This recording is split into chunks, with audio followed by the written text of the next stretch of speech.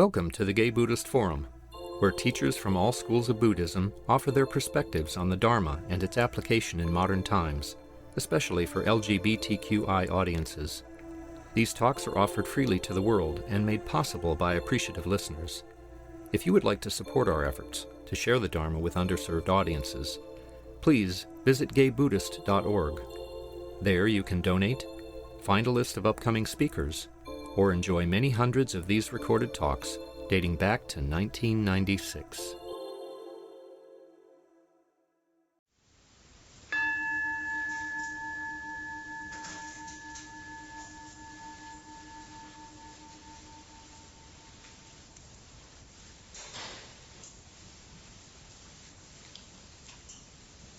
Welcome back. As is our tradition, we go around and introduce ourselves. My name is Bob. Mike. George. Todd. Milton. Paul. Daniel. Mark.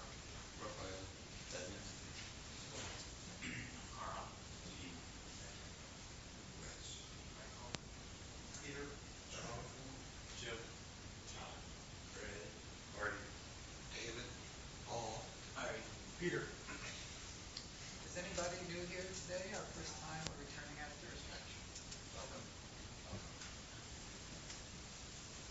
Today, our own C.J. Grant will be talking with us. He'll be talking about an experience, a spiritual trip to India that he took in the year 2000. He traveled to most of the important Buddhist shrines and holy sites in order to experience both the ambience and the spiritual aspects of the sites in order to deepen his understanding of the tradition and the practice. He's also been studying and practicing Theravadan and Tibetan Buddhism since 1971. And he's lived and participated for extended periods in both Theravadan monasteries and Hindu ashrams.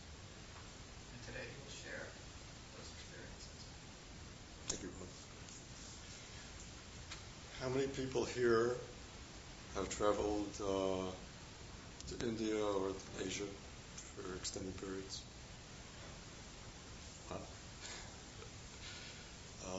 Some of what I'm about to talk about will probably be quite familiar to some of you folks. I made up an account here that's got some interesting anecdotes here, so I'll use that as a guide.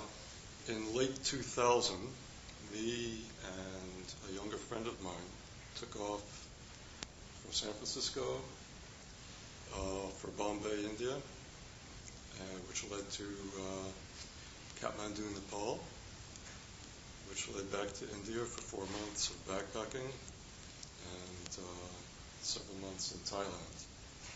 It took almost a year. And as you can imagine, it's quite a life-changing experience.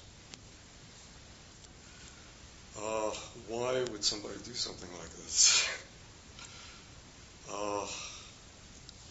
It's an amazing adventure. I had been to India for 6 months, about 18 years prior to that, where I lived in a Indian ashram, populated mostly with many hundreds of Westerners.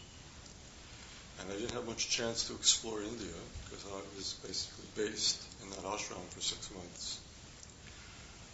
That became part of a 2-year around-the-world trip, but I had an incredible thirst to actually do India. And in mid-2000, me and my friend decided, we were living in San Francisco, and we decided to do an extended open tour of India. By the time we got there, that included Nepal and Thailand. Since we were both Buddhists, Buddhist leaning, we wanted to visit all the Buddhist shrines. In the literature, that's known as the Buddhist circuit. I don't like to say that, but basically we followed the footsteps of Buddha, not necessarily in chronological order, but just going to these places is very intense and very inspiring. We trekked for 2 months in the Himalayas in Nepal, and on the 11th of December 2000, we crossed over to Sonali, India from Nepal. In the week prior to that, we visited Lumbini in Nepal, which is the birthplace of the Buddha. It is a very, very special place. It's very beautiful. I have a website with 500 images. You're all welcome to go on there if you'd like. Lumbini, we were there for 3 days, and it was our first Buddha shrine. There's an Ashokan pillar there that was put up in the year 3 CE, by the king at the time, who was very steeped in Buddhism, and proceeded to put up these pillars in many of the Buddha shrines and holy places in India. We spent 3 days in Lumbini, and during those 3 days, we discovered we were not far from the palace in which the young Buddha was brought up. And so we took a bus ride and walked a couple of miles and found ourselves at the ruins of the palace.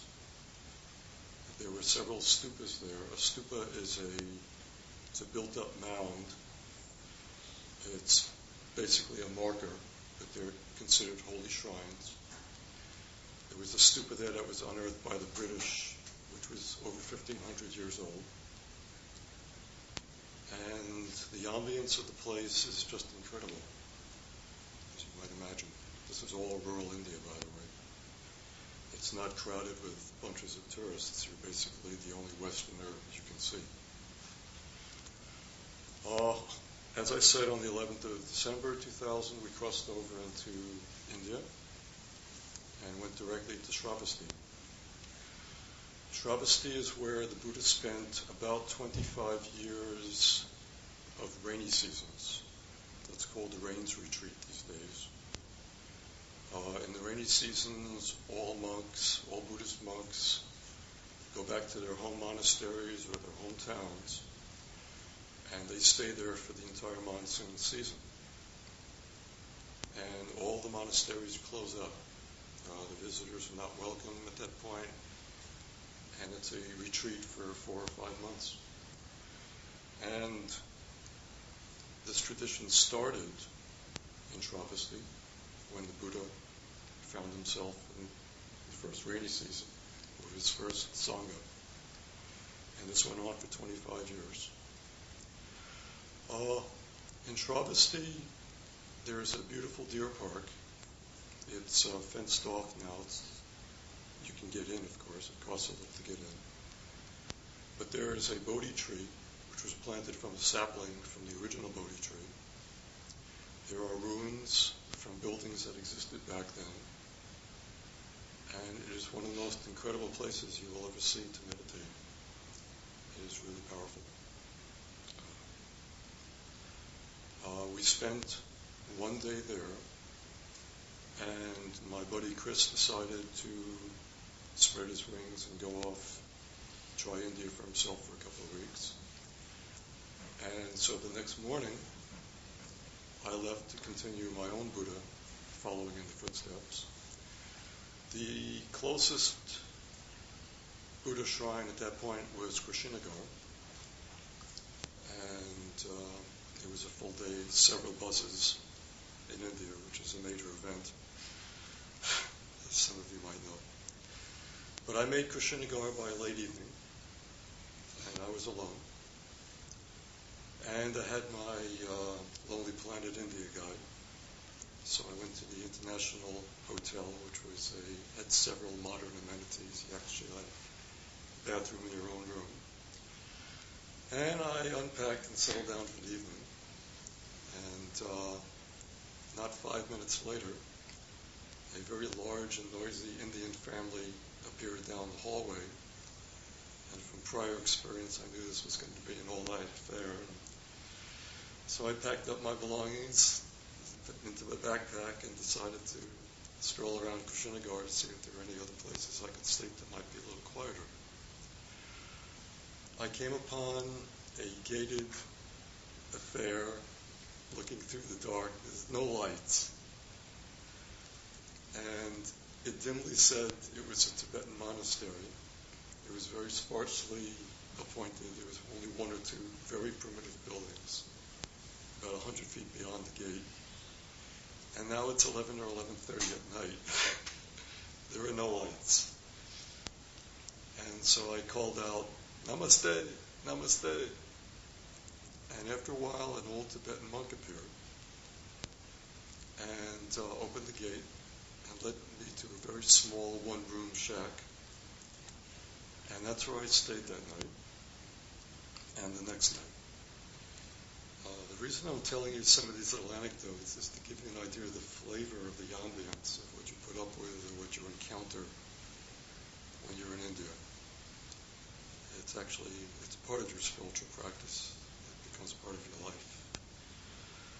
The next day, because Krishnagar is where the Buddha took his mahasamadhi, or his physical death, there are several sights to be seen, including the place where he was cremated. There is a large mahasamadhi temple with about a 20-foot long reclining Buddha statue. And later in the afternoon, I climbed up the stairs, walked into that shrine, and sat down against the wall on the floor somewhere just to sit and meditate. And I fell into an incredibly peaceful state. I can attest that it's very powerful place. The next morning, I decided to head towards Sarnath. Sarnath is where the Buddha first gave his first sermon. And it's where he met up with the 5 original ascetics that he was practicing with when he left the palace as a young man. When I went back to the bus stand, there was a very tall, white-haired Westerner, an older man of 69 years, who I had met in Lumbini. He was in the same little motel with us for a couple of days. And he was a Canadian. He lived up in the northern provinces of Canada, and this was his 5th tour of India. This attests to what people will do and the appeal that India can have. And we recognized each other, and we decided to travel together for a while, which was a good thing because it led to some very interesting miraculous occurrences. Things like this happen. We traveled back to Gorakhpur on the first bus and found a private van to take us to Sarnath, which was about 4 hours south, I imagine. That gave us a couple of hours to spare, and I found an internet cafe where I emailed my buddy to let him know what my plans were. By the time we got back to the private van, it was filled with about a dozen Indians. Indians in India are quite compact, and so the adventure started. The van broke down several hours outside of Sarnath due to a slipping clutch. We all unpiled out of the van, and here we are in rural India. I mean, meadows and trees, some shacks here and there, but nothing to be seen, certainly no signposts. 10 minutes later, I notice a bus coming up the road in the direction that we want to travel. And so I stand in the middle road, and I'm waving to the bus, and since this is India, the bus will stop. The other Indians are still bemoaning their fate because it's mostly families, so they don't notice what I'm doing. Old Will is about 30 meters off, and I call to him because, he's slow, he's older, he's carrying a large pack. And the bus stops, and I grip the handrails on the entry door, and I hold on for all my might, and I'm going, Will. And so he sees and smiles and comes lumbering up. And as he's getting near the entrance, suddenly all the Indians realize what we're going to do. You've never seen Indians enter a bus. It's actually an amazing affair. They don't queue up and enter in an orderly fashion. India is a very crowded country, and it's first come, first serve. So just as Will's getting within 10 feet of me, I feel the crush of a dozen Indians on my back against my backpack. And I'm holding on for all my might, and Will gets under my arm, gets up on the butt, and all I had to do was lift my feet, and I'm up the stairs in the bus. India teaches you some amazing new personal roles and ways of acting. Anyway, the bus made it to a transfer point, a bus depot, still about an hour outside of Sarnath. And again, it was late. It's like 9:30. So I mentioned to Will to wait in the center of the depot because there's lots of buses, and I would find a bus to Sarnath, which I did, but the bus was full and the driver didn't want to let anybody else on. So since this is India, you make up your own rules. So with money in hand, I wave over to Will, and once more we pile onto the bus. The bus driver takes the money anyway, and we head down the road towards Sarnath. So we get let off about a kilometer outside of Sarnath. We get a small tuk-tuk to take us into town, and now it's like 11:30, and Sarnath is closed at 11:30. There aren't even streetlights. Will has been here 4 previous times, so he just says, "Follow me." And we walk over to a particular monastery, and it's all gated. There's no lights on. He says, "Just wait." What do I know? We're waiting there for 10 minutes, and a taxi pulls up full of officials. And they pile out of the taxi, and someone does something, rings a bell or has a key, and suddenly the gates open. We walk in with them, and 5 minutes later we have our own room for the night. What do I know, right?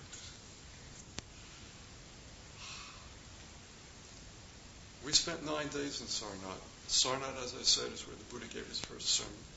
There are several ancient stupas there. There's a deer park. And the government of India runs an incredible museum. I'm talking a world-class museum. The original 4-lion head carving that's on top of the original Ashokan pillar. It's on all of the rupee notes. It's the symbol of India. It's 4 lion heads facing in the cardinal direction. And the original from 2,000 years ago is in the museum, along with many other artifacts. It's an incredible museum. And it's right there in Sarnath, just off the town square. There are many monasteries, and we found permanent residence in the Chinese monastery, Chinese Buddhist monastery, down the road the next morning. And since Will is an adventurous soul and he has his own business in Sarnath, left me with plenty of days on my own. The Tibetans recently built an incredible new monastery there with a beautiful temple. I began meditating just inside the entrance in the back on the floor every morning. One morning I'm sitting in meditation, and suddenly this incredible cacophony. Tibetan longhorns, large gongs, small gongs, all the horns, the bells, the whistles, and the whole bit. I open up my eyes, and the place is filled with 30 or 40 young Tibetan monks, some older monks. And they got these 2 long horns going that they're blowing. They got big gongs, and there's this big rattling thing, and then they start chanting, and this goes on for about a half hour. And I notice that the door is closed. So they either didn't notice me or they were used to me. But this was a closed ceremony. And I had been allowed to, it's a monthly ceremony, and I just happened to be there. And I'll tell you, this was one of the most incredible concerts I've ever had in my life. So, why do you go to India? You never know. You just never know. When that was over, I ended up talking with some of the monks, and it turns out they wanted to learn English. These were Tibetans, young Tibetans. And so I spent all the next mornings there teaching them English on the front lawn. I managed to find some English primers at a small book stand. So I donated some English primers and tried to teach them for the 3 or 4 remaining days we had in Sarnath before we headed off. It's an amazing experience. The reason I'm telling you these anecdotes is because it's part of the spiritual trip. If anybody was to ask, why am I traveling to India? I mean, it's an incredible adventure. You're tested to your wits' end 24/7. But these anecdotes that I'm elaborating here serve to give you some flavor, I hope, of what really goes on, what it's really like. My main destination, of course, was Bodh Gaya. Bodh Gaya is where the Buddha attained enlightenment. There is a Bodhi tree there. It is the most incredible structure, the Mahabodhi temple. It's just, you've seen pictures of it. It has been there for over 1,500 years. It's been restored several times. It's the center of the universe for Buddhism. Pilgrims come from all over the world.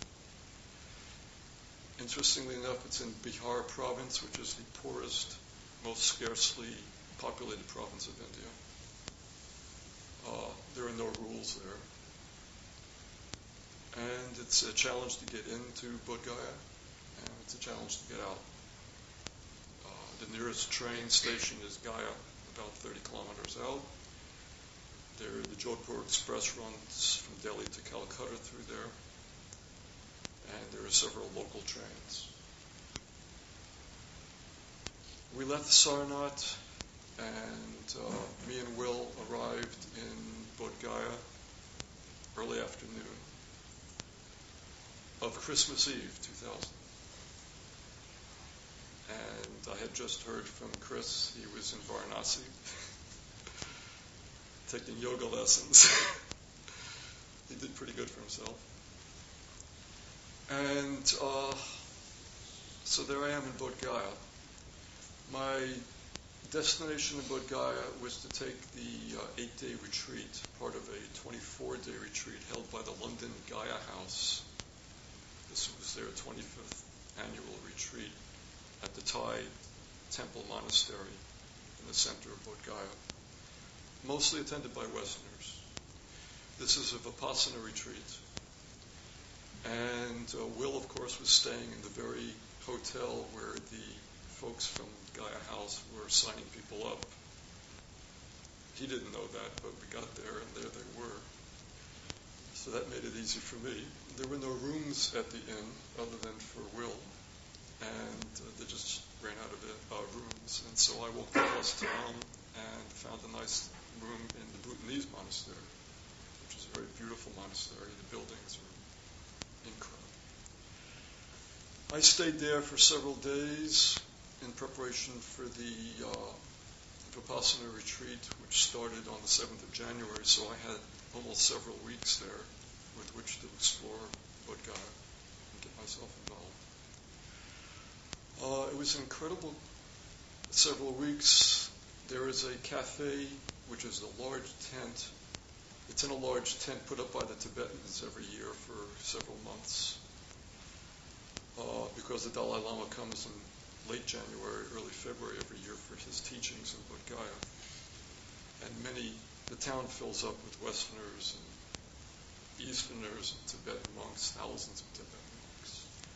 So prior to this, the Gaia House and Tushita managed to get in their monthly intensives and their retreats. So the town was hopping. I went on to the Tibetan temple monastery grounds for the retreat. Vipassana retreats are held in silence.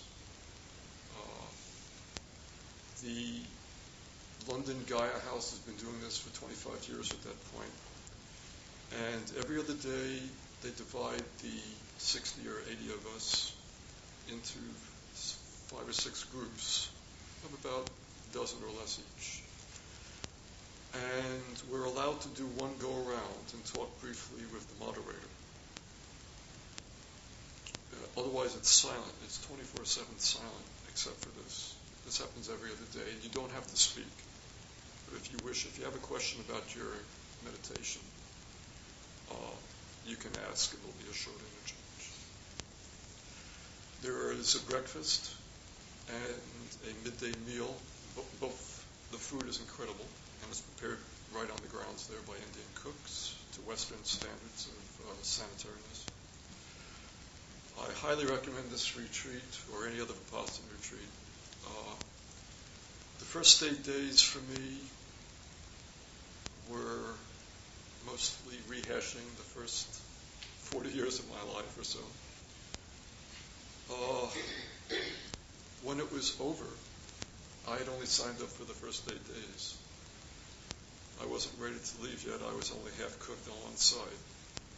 And so they were holding 2 more retreats of 8 days each. And so I immediately signed up for the next 8 days. And so did most of the people who had spent the first 8 days. And additionally, about 40 other people came on at this juncture point. The second 8 days proved for me to be incredibly emotional. There are 3 or 4 2-hour silent meditations.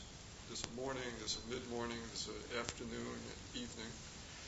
Between then, you are expected to do walking meditation in the beautiful Thai monastery grounds. There's gardens everywhere. And that's done in silence. Every other day, there are these small circles that get together for 20 minutes once every other day.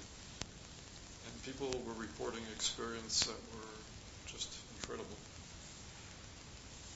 I didn't have any questions. I've been meditating for many years, as he says. But it's just fascinating relating to other people's experiences. And I'm pretty private myself, so I'm just undergoing these emotional upheavals. At the end of that second retreat session, I was ready to leave. It's intense. I highly recommend Vipassana meditation retreats to everybody. I stayed in Bodh Gaya for another couple of days to organize myself to a trip to Calcutta, and by then to South India. Calcutta is in the far eastern part of India where the sea comes back up from the southern tip of India. It's over 2,000 miles from Calcutta to South India, where my buddy was taking a yoga course for 3 weeks. He actually, right before I went into the retreat in Bodh Gaya, we emailed each other, and he came from Varanasi to Bodh Gaya to stay with me for 3-4 days, and just to recoup for a while. And then he left right before I went into the retreat, he went to outside of Trivandrum, which is the south tip of India, to take a Shivananda 3-week yoga course. It's a week travel from Bodh Gaya, and he did it all by himself and managed to survive. When my courses were finished, I decided to rejoin him at that point, and so I traveled an overnight train to Calcutta, where I spent 4 or 5 days exploring the instrument shops.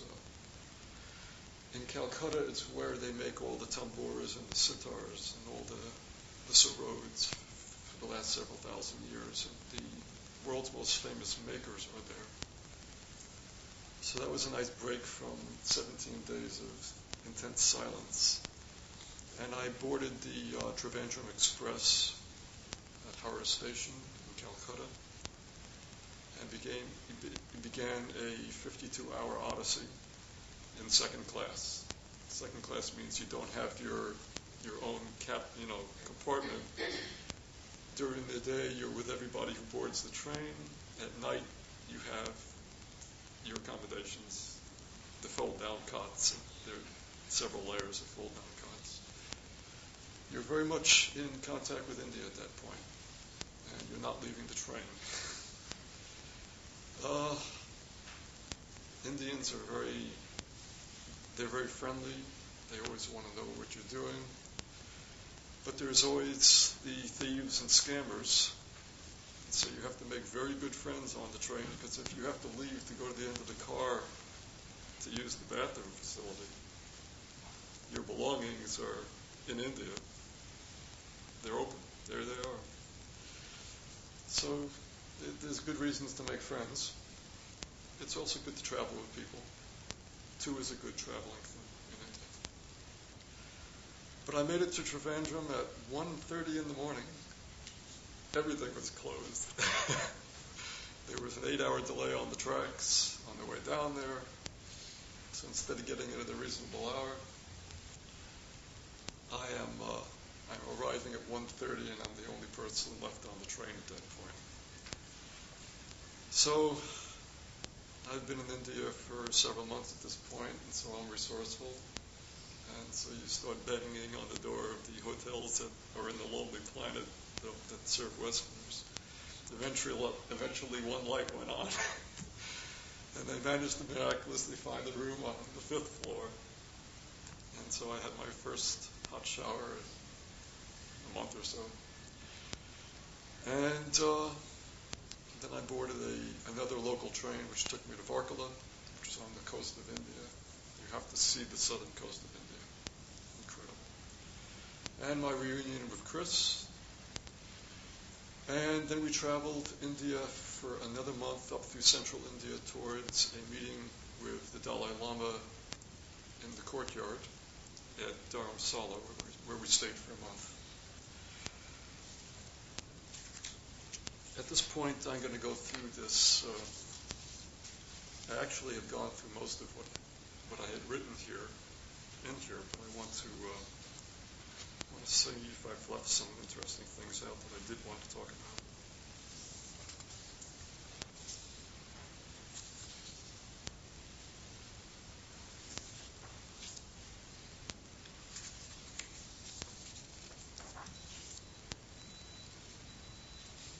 Actually, I've gone through most of what I was going to speak about.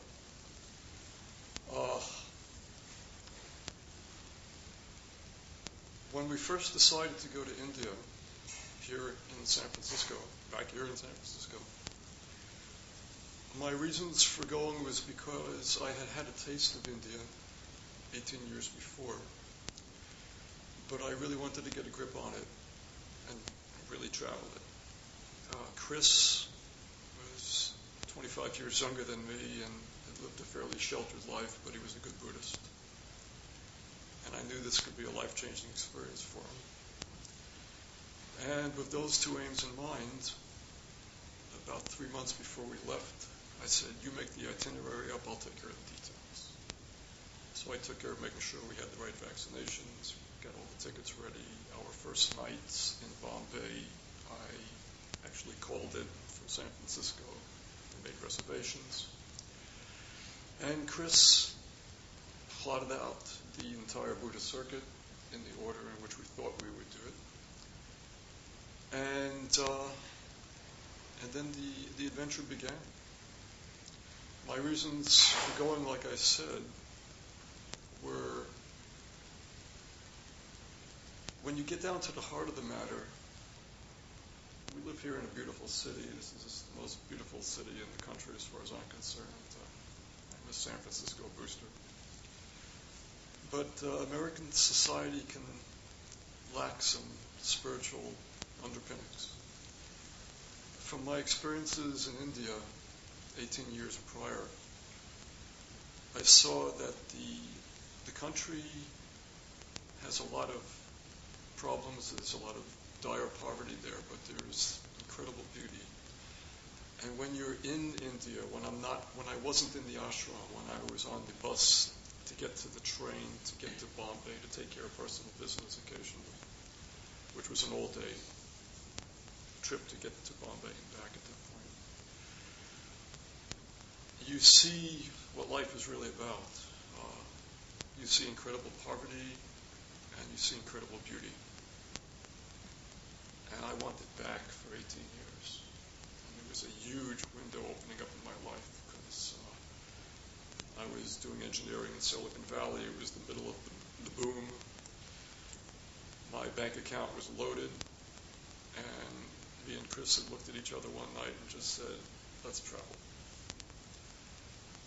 So you can imagine what it's like to have an open jaw ticket for a year out of the country.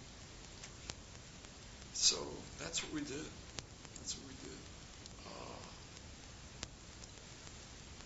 When we got to Bombay, we were just barely thinking about trekking in Nepal. But when we got to Bombay, it was the first thing on our minds. It was like, yes. So a quick call to the nearest travel agency, and we were booked to land in Kathmandu at 6 a.m. to take off at 3 a.m. from the main Bombay airport. And we trekked for a month. We did the Annapurna circuit, which I highly recommend to everybody here. It's an amazing journey. Your first taste of Tibetan Buddhism comes about 5 days in, when you see the small settlement of Tal coming up as you're climbing for an hour straight. And the land finally levels out, and a couple of kilometers down the river is a small settlement. You are on a trade route, the Salt Route it's called. It's thousands of years old, and it leads to Tibet. And just outside of Tal is a chorten. What a chorten is, it's like a stupa, but you walk through it, under it. There's a tunnel through it. And on each side are the prayer wheels, those little barrels that have the Tibetan scriptures, and you can spin them as you're walking past. And inside are ancient scriptures and mantras. And so, just touring in Nepal before we even hit India, the towns got sparser and more Tibetan as you go north towards Manam, because there's a large pass that you have to get over. And by the time you get just below the pass, you're literally in Tibet. You are in Tibet. It's technically Nepal, but it's Tibetans. Outside of each town is a pile of mani stones, which are hand carved with the mantra Om Mani Padme Hum. They're just flat stones, and the travelers would put them there to guarantee safe passage for themselves and for others.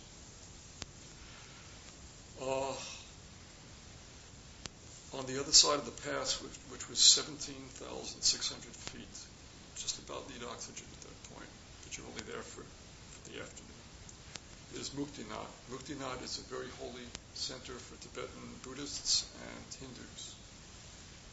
There are natural flames that have been burning there since millennium. There's literally a natural gas rift in the ground there, and it's been lit for thousands of years. They built a small temple over it, and it's a combination Hindi and Tibetan temple, because the influences there are Hindi and they are Tibetan.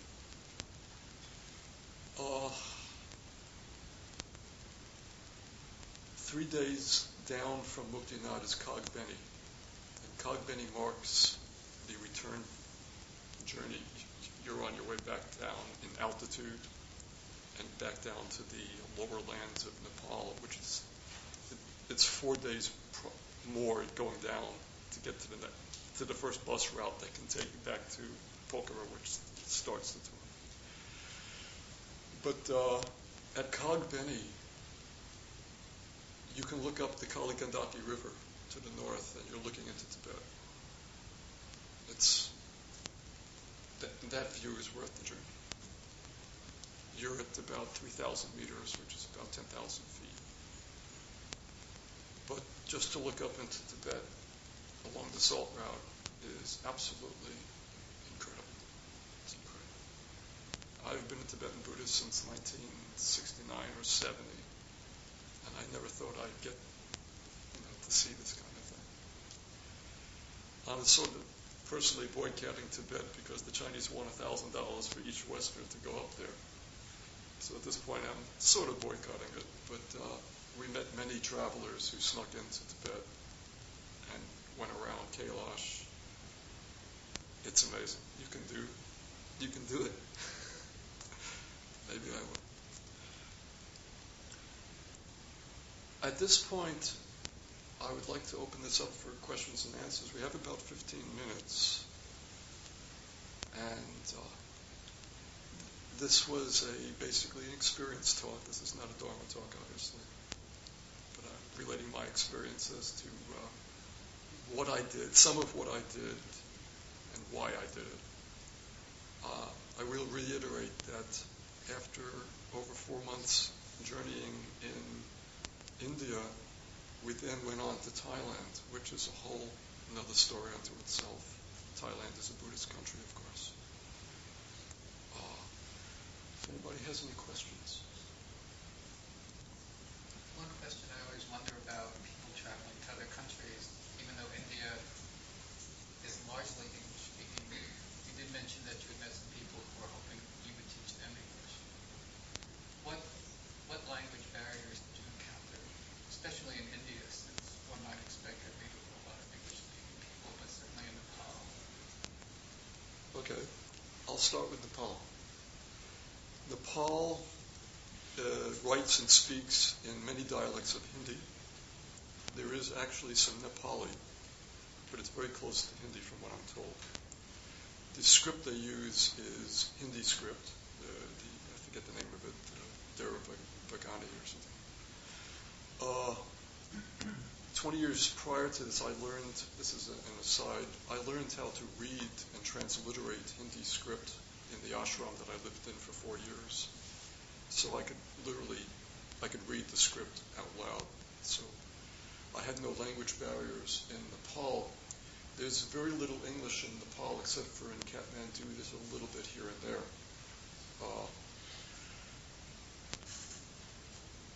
Knowing how to transliterate, i.e.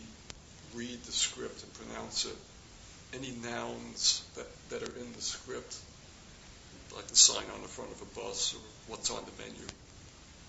If I know what a potato vada is on the menu, I'm reading it. I can see the price because I learned the numbers. You can learn to do this online. I would recommend that if you can spend 2 months or more in a place like Nepal.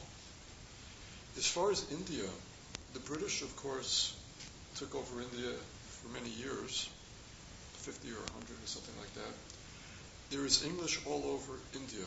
When you're in rural India, there is a considerable lack of English, but everybody knows 4 or 5 English words. And most rural Indians are, besides being very poor, they are quite self-fulfilled. You know, they live in poverty, relative, but it's quiet there. Life is peaceful, so they're quite content, most of them. And they're always willing to help you. Most of the train stations and bus stands and depots have some English written below the Hindi script. I only found one train station that didn't have English in it, and that was Gorakhpur in Bihar. I was really surprised, but I just went into the hard drive inside that has all the Hindi transliteration, and I found the train I needed. But I was really surprised. That was the only place in India that I didn't find some English in a bus or train depot situation. You can manage very well in India if you only speak English and if you can't transliterate the Hindi.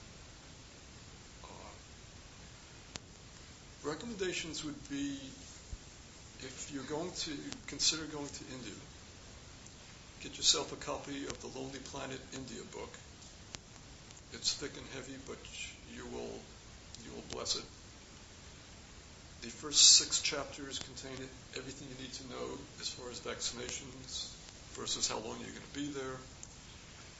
Every small town is covered with bus routes in and out, the trains, the local trains, how to act on the trains, how to tell the different classes of ticketing and choose what you'd like, your comfort level. In the larger towns like Delhi and Bombay and Calcutta, Lonely Planet actually has books on Bombay, books on Delhi.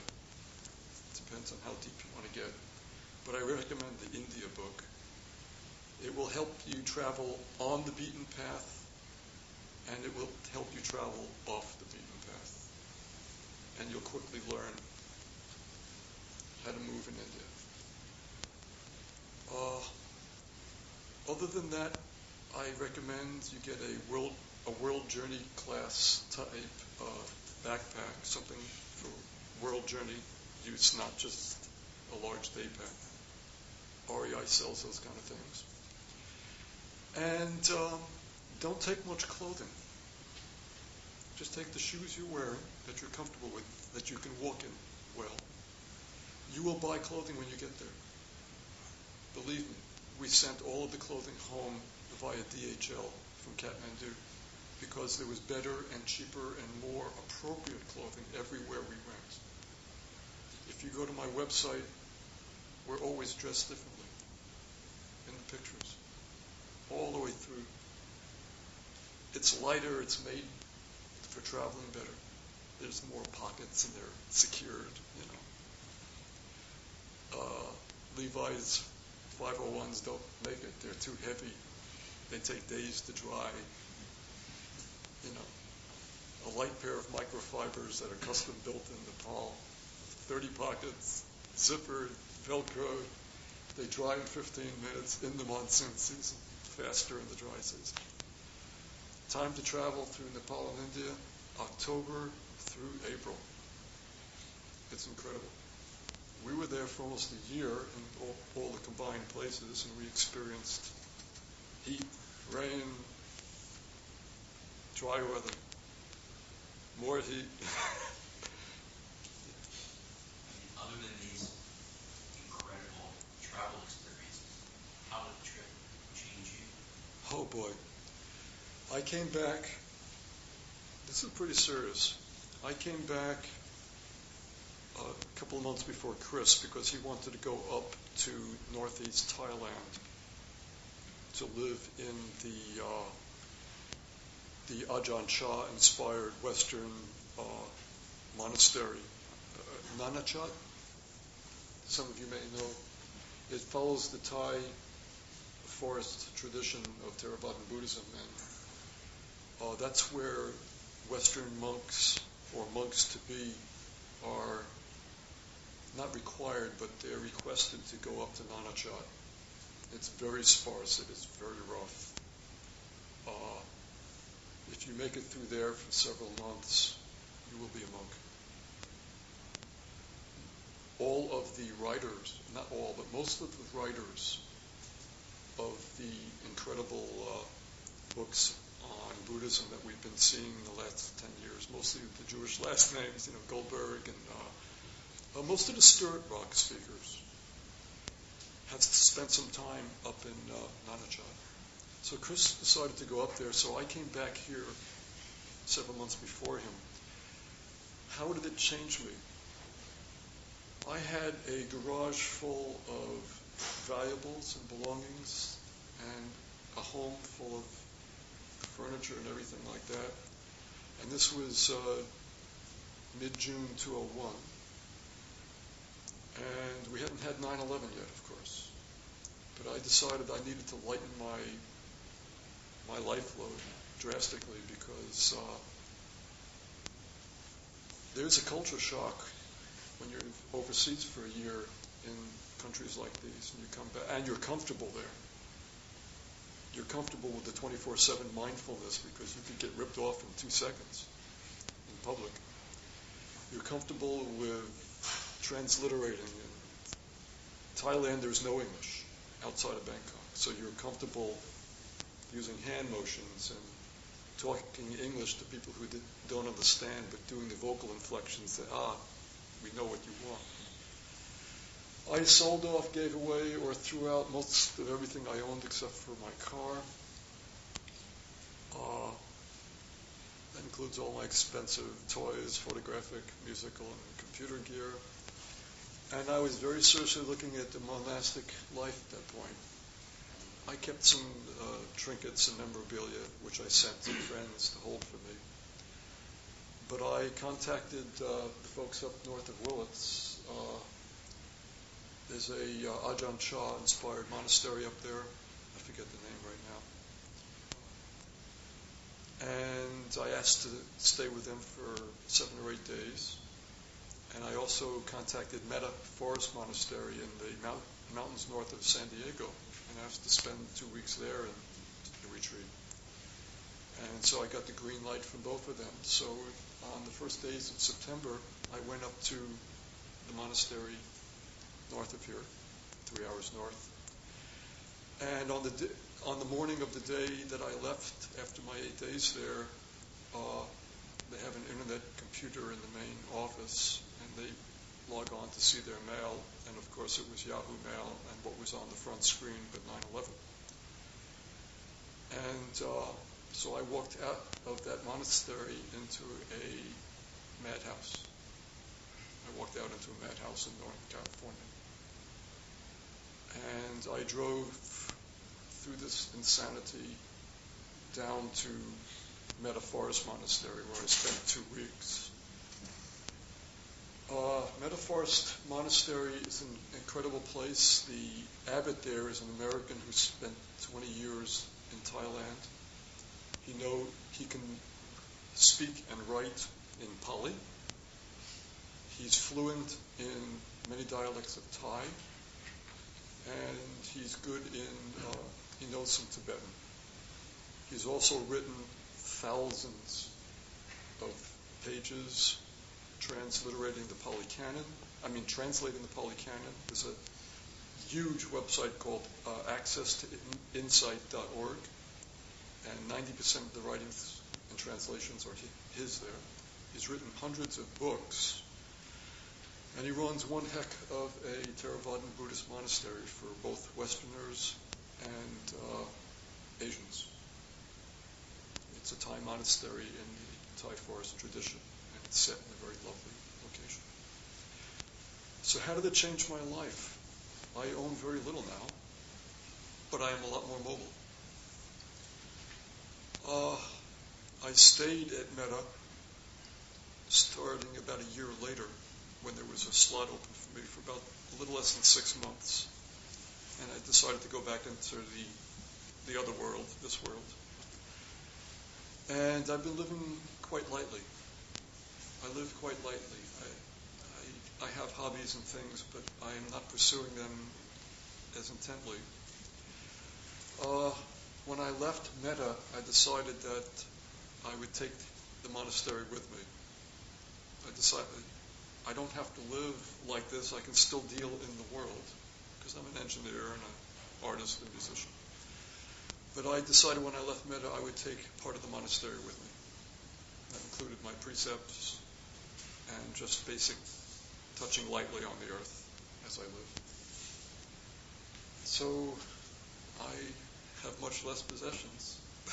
I regret several of them not being here. But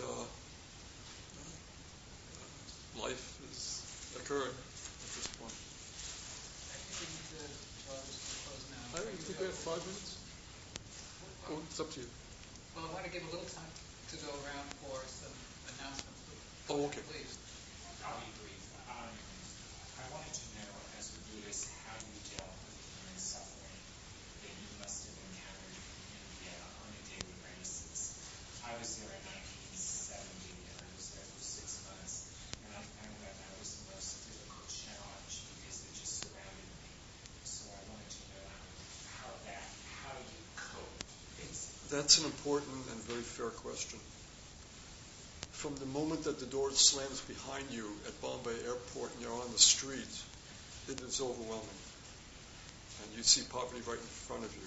There are people who are deformed, diseases we've never even heard of. And you just have to take a breath and realize that everybody's here. We're all here.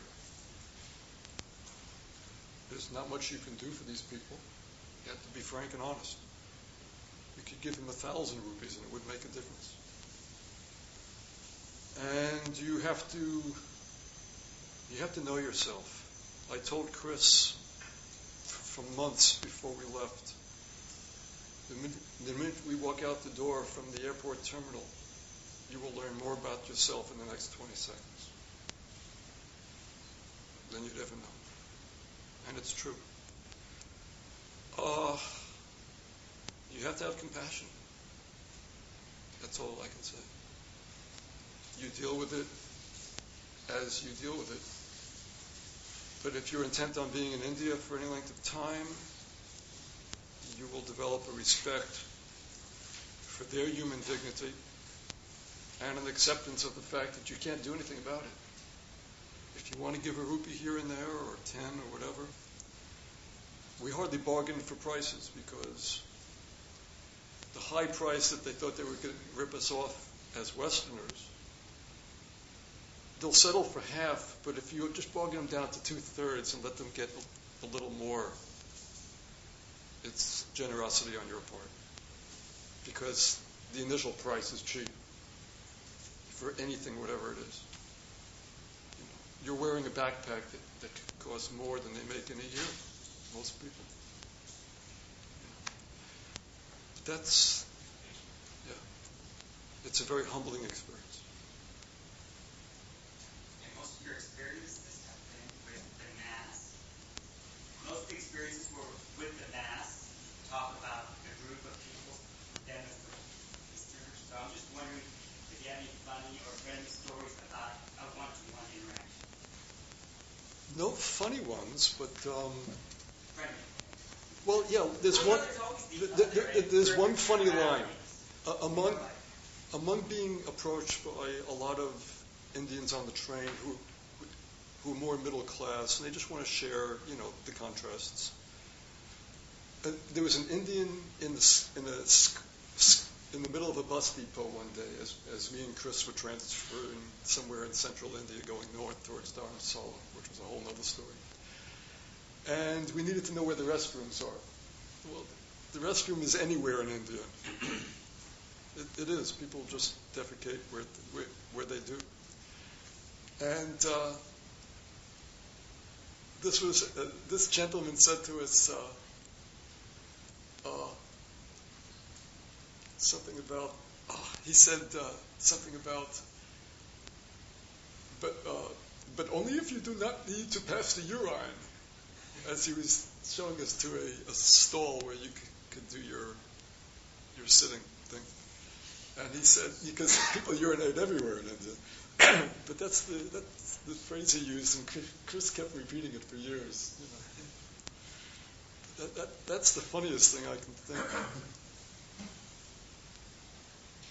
of. One could go on forever on little anecdotes and just little lines, but I don't know.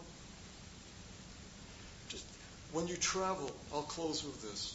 When you travel to a place like India, it is so constantly in your face, and you have to be so mindful that if you own up to the experience, you become really alive.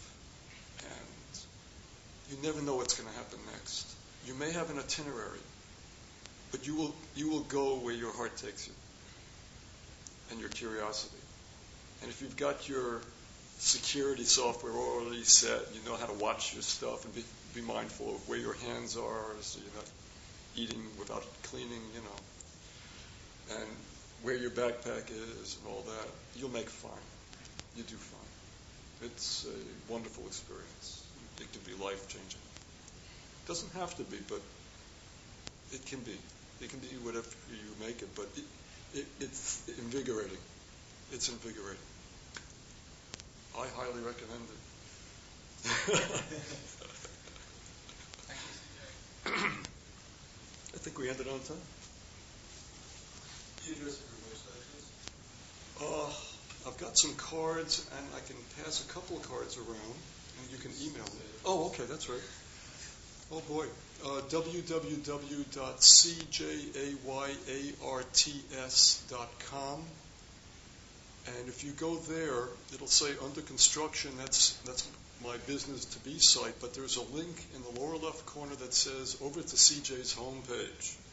If you click there, It'll take you to my homepage. They're old-fashioned scroll-down, hand-done HTMLs. And if you scroll down to the bottom, it eventually says Explore CJ, so you click on that. And at the bottom of the next page, which is my interests and occupations page, it says 8 months of backpacking in Asia. That can take you most of an afternoon. It's done in chronological order. It's orderly. You use your back button at the top left there. It's a very simple site, but there are images galore to keep you going. And images of Bodh Gaya, images of Kapilavastu, Lumbini, everything but Kushinagar and Sarnath. So. Thank you. We have a host today. Todd, I'm your host.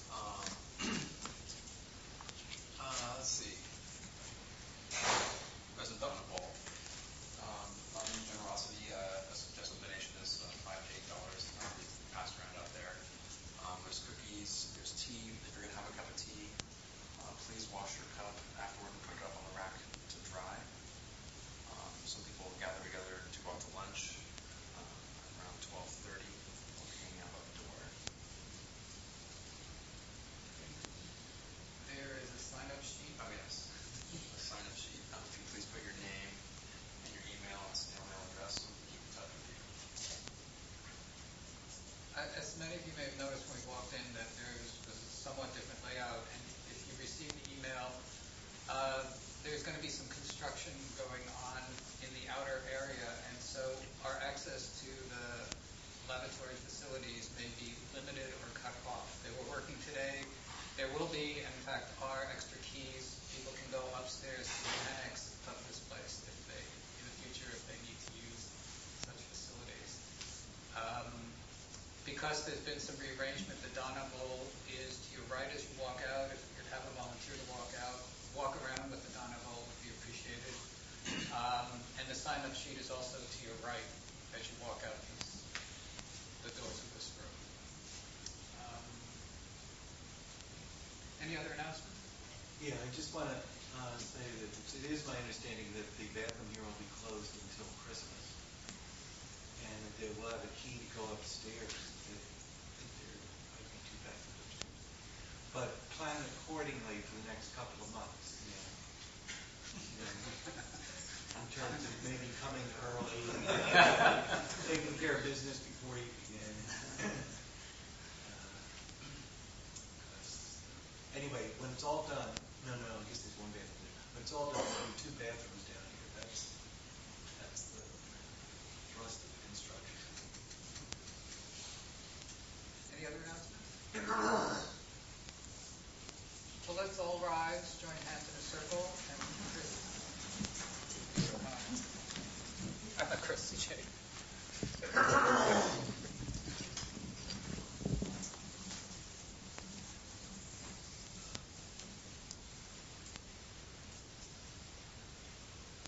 By the power and the truth of this practice, may all beings have happiness and the causes of happiness. May all be free from sorrow and the causes of sorrow. May all never be separated from the sacred happiness which is sorrowless. And may all live in equanimity without too much attachment and too much aversion, and live believing in the equality of all that lives.